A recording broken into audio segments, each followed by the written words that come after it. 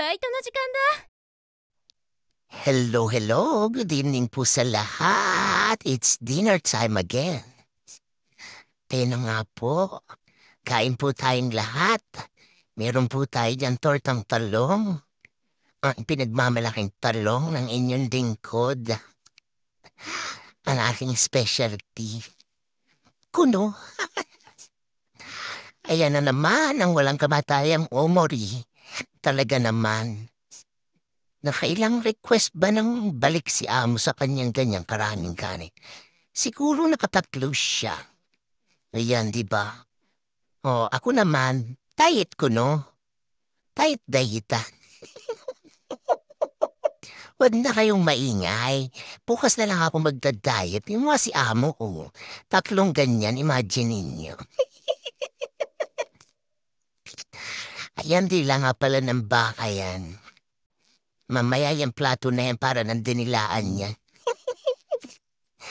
Joke lang po. Ayan. Ayan po. Pero dahil dyan po, narinig niyo po ba yung kulunan tiyang po habang ini-edit ko? Nagugutom na naman. Nako, dietan yarn. Eh, nag-cabbage ni Amo. Cabbage salad at saka yung miso shiru. Nako, alam niyo labo anong nangyari dyan.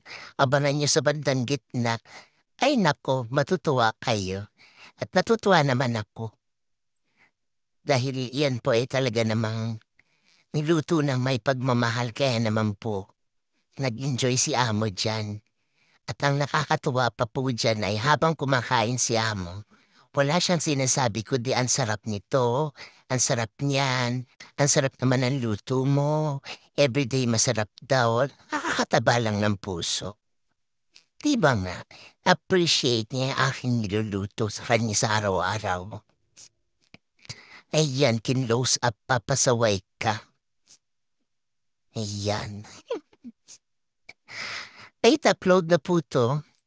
Actually, kagabi pa po yung video na yan.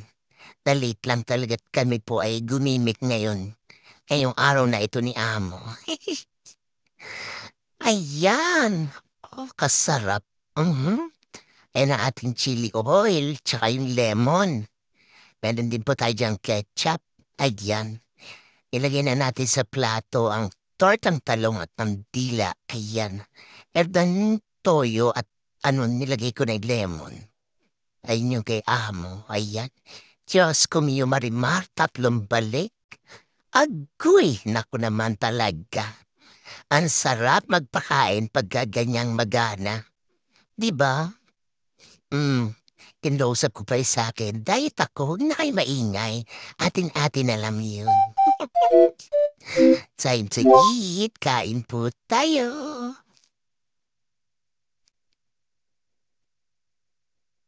Agoy! Yan po ang sinasabi ko sa inyo. Walang natira sa dila, parang tinilaan talaga, pati plato. Naku, pati po ang aming rice cooker na ubos po ang laman. Pero happy po ako kasi ibig sabihin po talaga nasarapan siya sa luto ko. Timbang nga pati sabaw, pati tubig. Pasaway ka, Rosalia. Ay, nako. Ginoo ko, salamat sa Panginoon. At meron na naman tayong bagong lakas, di ba nga?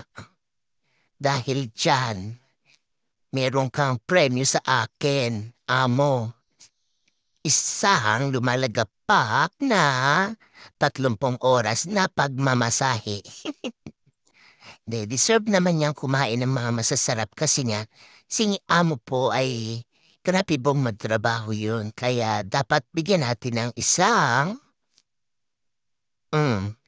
yun, isang malutong na pagmamahal, masarap na luto, di ba?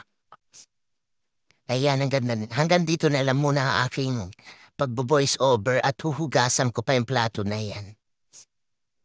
Thank you for watching.